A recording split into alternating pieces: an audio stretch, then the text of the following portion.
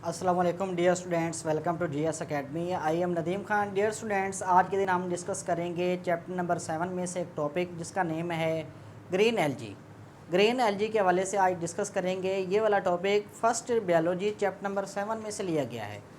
Dear students, green LG क्या होते हैं? ग्रीन एलजी को मोनोफाइलेटिक लाइनेज ग्रुप क्यों कहा जाता है? देन उसके बाद इसकी एग्जांपल क्या है? क्या ये फूड चेन का सोर्स हैं?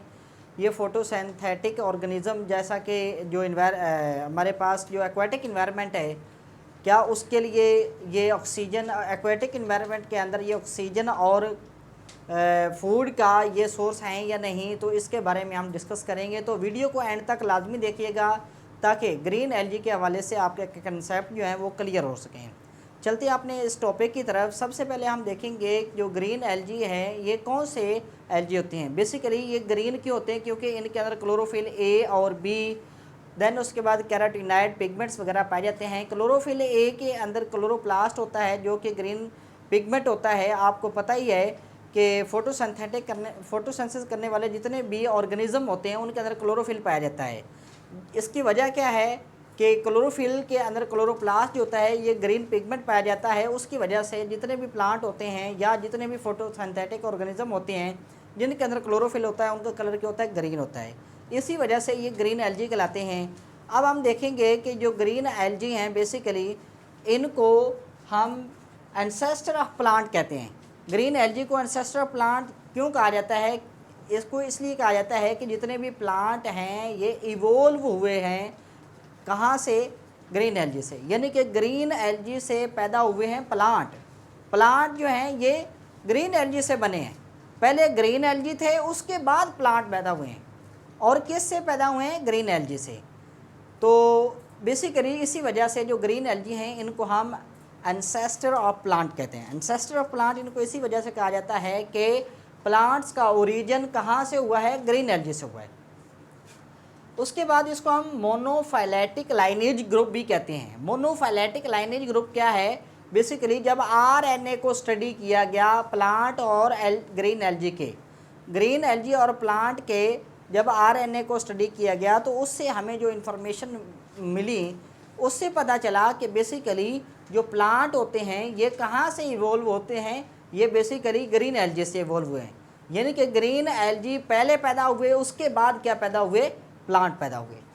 मोनोफाइलेटिक लाइनेज इसको इसी वजह से कहा जाता है कि RNA sequence of LG and plant shows, ये शो करती है that both form of monophyletic lineage, कि दोनों क्या बनाते हैं?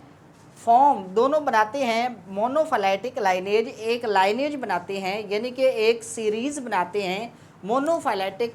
यानी कि दोनों का ओरिजिन कोई ख़ास एक होगा, यानी कि दोनों में से कोई पहले इवोल्व हुआ है उसके बाद दूसरा जानदार बना है। इट मीन्स, इसका मतलब क्या हुआ? Plants evolve from the green LG. इसका मतलब ये होता है कि जो प्लांट होते हैं ये इवोल्व हुए हैं, ये अखज़ हुए हैं, ये निकले हैं किससे? फ्राम द ग्रीन एलजी से।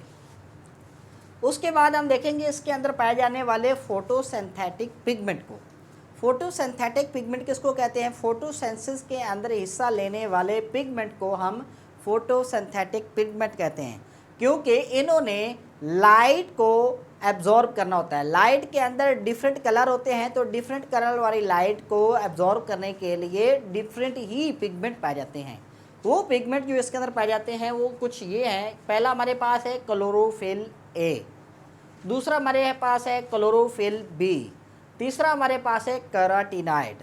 यानी कि ये 3 तरह के पिगमेंट बेसिकली ग्रीन एलजी के अंदर पाए जाते हैं।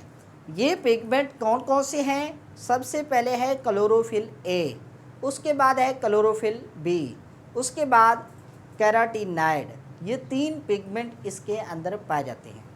उसके बाद हमने देखना है कि जो ग्रीन एलजी है इसके अंदर फूड रिजर्व्ड फॉर्म में किस तरह ये स्टोर करते हैं।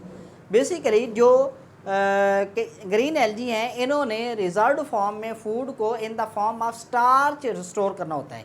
यानी कि स्टार्च की फॉर्म में ये क्या करते हैं? ये फूड को स्टोर करते हैं। उसके बाद हम देखेंगे इसकी एग्जांपल के ग्रीन एलजी की एग्जांपल क्या है। ग्रीन एलजी की एग्जांपल है क्लोरेला। क्या है? क्लोरेला। मेरे साथ पढ़ें। बेसिकली इसकी एग्जांपल क्या है? क्लोरेला। अच्छा, क्लोरेला के बारे में डिस्कस करेंगे कि क्लोरेला कैसा होता है। क्लोरेला जो होता है ये basically unicellular non motile green algae है, यानी कि एक सेल पर मुश्तमिल नॉन मोटाइल ना हरकत करने वाला एक ग्रीन एल्गी है। कौन? क्लोरेला। क्लोरेला जो है बेसिकली ये एग्जाम्पल है किसकी? ग्रीन एल्गी की। इसके करैक्टर क्या है कि क्लोरेला जो है ये यूनिसेलुलर है, यानी कि इसकी बॉडी सिर्फ एक सेल पर मुश्तमिल होती है। देन उसके बाद ये नॉन मोटाइल होता है, ये हरकत नहीं करता। उसके बाद ये ग्रीन एल्गी की एग्जांपल है, ठीक है। अब ये कहाँ पाया जाता है? क्लोरेला किस जगह पर पाया जाता है? क्लोरेला जो है बेसिकली फ्रेश वाटर के अंदर पाया जाता है, यानी कि जो फ्रेश वाटर है, रिवर है, देन उसके बाद लेक्स हैं, और उसके अलावा जो कैनाल्स वगैरह हैं उनके अंदर ये पाए जाते हैं। और ये कहाँ पाए जाते हैं? They found in the fresh water pond. ये फ्रेश वाटर तालाब जो जोड़ वगैरह होते हैं उनके अंदर ये पाया जाता है। अब हम देखेंगे कि जो हमारे पास ये क्लोरेला है या ग्रीन एल्गी है, ये फूड चेन के अंदर क्या रोल प्ले करता है। ये बेसिकली मेजर प्रोड्यूसर होते हैं इन एक्वेटिक इन्वायरमेंट, यानी कि जो पानी वाला माहौल होता है, जो आबी माहौल होता है, जो पानी वाला इन्वायरमेंट होता है, उसके अंदर ये मेजर प्रोड्यूसर है। यानी कि इन्होंने क्या करनी होती है? फोटोसेंसिस करनी होती है। फोटोसेंसिस के नतीजे में ये फूड पैदा करते हैं और उसके साथ साथ ऑक्सीजन भी रिलीज़ करते हैं। फूड जो होती है ये यूज़ कर लेते हैं तमाम ऑर्गेनिज्म और ये ख़ुद भी करते हैं, ठीक है। मेजर सोर्स ऑफ प्रोड्यूसर है किसके अंदर? एक्वाटिक एनवायरनमेंट के अंदर। So they are the source of food and oxygen. ये फूड और ऑक्सीजन का क्या है? ज़रिया है किसके लिए? जितने भी एक्वाटिक एनवायरनमेंट के अंदर पाए जाने वाले एनिमल्स होते हैं उनकी ये खुराक होती है। बेसिकली ये एडिबल सोर्स भी हैं, यानी कि इनको इंसान भी खाते हैं। कैसे? जैसा कि कैल्प्स और क्लोरेला है, ये एडिबल है, इसको खाया जाता है, जिसकी मदद से इस वर्ल्ड के अंदर जो स्टारवेशन है या जो फूड की कमी है उसको क्या किया जाता है? पूरा किया जाता है। यूज़फुल सब्सटेंसेस इससे हासिल किए जाते हैं। वो कौन कौन से यूज़फुल सब्सटेंसेस हैं जो कि ग्रीन एल्गी से हासिल किए जाते हैं? पहला है एल्जिन। एल्जिन क्या है? एक सब्सटेंस है, ये किससे हासिल होता है? ग्रीन एल्गी से। उसके बाद है एगर, जिसको सिरका भी कहते हैं, बेसिकली ये भी कहाँ से हासिल होता है? ग्रीन एल्गी से। Next antiseptics. एंटीसेप्टिक्स यानी कि जो दर्द को ख़त्म करने वाली जो मेडिसिन होती हैं वो कहाँ से हासिल की जाती हैं? ग्रीन एल्गी से हासिल की जाती हैं। तो डियर स्टूडेंट्स, आज के दिन हमने ग्रीन एल्गी के हवाले से डिस्कस किया है, ग्रीन एल्गी के करैक्टर को डिस्कस किया है, ग्रीन एल्गी की फूड रिजर्व फॉर्म को डिस्कस किया है, ग्रीन एल्गी के अंदर पाए जाने वाले फोटोसिंथेटिक पिगमेंट्स को डिस्कस किया है, उसकी एग्जांपल क्लोरेला के बारे में देखा है, क्लोरेला के आगे क्या इम्पोर्टेंस है उसको डिस्कस किया है। आज हमने जो डिस्कस किया है, चलिए उसको हम समराइज़ कर देते हैं। सबसे पहले हमने डिस्कस किया है कि जो ग्रीन एल्गी हैं ये एंसेस्टर ऑफ प्लांट होते हैं, यानी कि जितने भी प्लांट हैं वो ग्रीन एल्गी से इवोल्व होते हैं। इसी वजह से इसको मोनोफाइलेटिक ग्रुप भी कहा जाता है या लाइनेज भी कहा जाता है कि जब ग्रीन एल्गी और प्लांट की हमने आरएनए को स्टडी किया तो उससे पता चला कि बेसिकली प्लांट जो होते हैं ये इवोल्व हुए हैं किससे? ग्रीन एल्गी से। उसके बाद फोटोसिंथेटिक पिगमेंट हमने डिस्कस किए हैं। फोटोसिंथेटिक पिगमेंट जो इसके अंदर पाए जाते हैं वो क्लोरोफिल ए है, क्लोरोफिल बी है एंड कैरोटीनाइड है। अब ये जो फोटोसिंथेटिक पिगमेंट होते हैं इन्होंने क्या करना होता है? सनलाइट को, डिफरेंट कलर वाली लाइट को इन्होंने एब्जॉर्ब करना होता है। उसके बाद फूड रिज़र्व जो इसके अंदर होती है, फूड रिज़र्व इसके अंदर बेसिकली स्टार्च की फॉर्म में होती है। इन्होंने फूड को किस शक्ल में स्टोर करना होता है? स्टार्च की फॉर्म में। ये इंपॉर्टेंट एमसीक्यूज़ हैं, इसको ज़रा नोट कर लीजिएगा। इसने बेसिकली जितने भी ग्रीन एल्गी होते हैं मैंने अंडरलाइन भी कर लिया है, इसको बोल्ड भी कर दिया है। बेसिकली जो ग्रीन एल्गी होते हैं वो स्टार्च की फॉर्म में फूड को रिज़र्व करते हैं। उसके बाद इसके एग्जांपल क्या है, इसको भी अंडरलाइन कर देता हूँ मैं। इसके एग्जांपल है क्लोरेला। क्लोरेला मेरे साथ पढ़ें, क्लोरेला। क्लोरेला क्या है? ये एग्जांपल है कि इसकी ग्रीन एल्गी की। अब हम देखेंगे कि क्लोरेला के फीचर्स क्या हैं, उसके अंदर पाए जाने वाले करैक्टर क्या हैं। बेसिकली क्लोरेला जो होता है ये यूनिसेलुलर ऑर्गेनिज्म है, एक सेल पर मुश्तमिल एक ऑर्गेनिज्म है। ये नॉन मोटाइल होता है, ये हरकत नहीं करता और ये ग्रीन एल्गी की एक एग्जांपल है।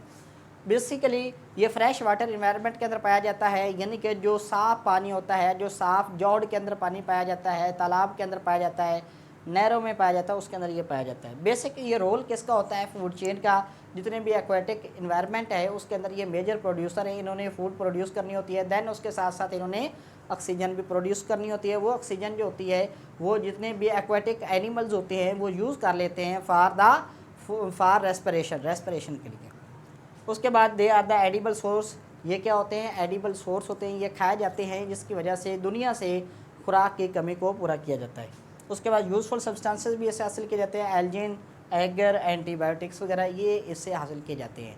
तो एंड पर मैं आपको एक मशवरा देता हूँ कि जीएस एकेडमी के इस यूट्यूब चैनल को सब्सक्राइब कर लें और इसके जो बेल आइकन है उसको ज़रूर दबाएं ताकि आपको आने वाली लेटेस्ट वीडियोस जो है वो आपको मिल सकें। तो thank you very much, a lot of thanks. इस वीडियो चैनल को ज़रूर सब्सक्राइब कर लीजिएगा ताकि आपको जो नई आने वाली वीडियोस हैं वो वीडियोस आपकी मैथ से रिलेटेड हो सकती हैं, वो वीडियोस आपको फ़िज़िक्स के टॉपिक के रिलेटेड मिल सकती हैं, आपको केमिस्ट्री के टॉपिक के रिलेटेड मिल सकती हैं, आपको बायो के टॉपिक के रिलेटेड मिल सकती हैं, दैन पीएस के मतलब मिल सकती हैं। तो तमाम वीडियोस देखने के लिए जीएस एकेडमी के इस चैनल को सब्सक्राइब कर लें। Thank you very much. अस्सलाम वालेकुम।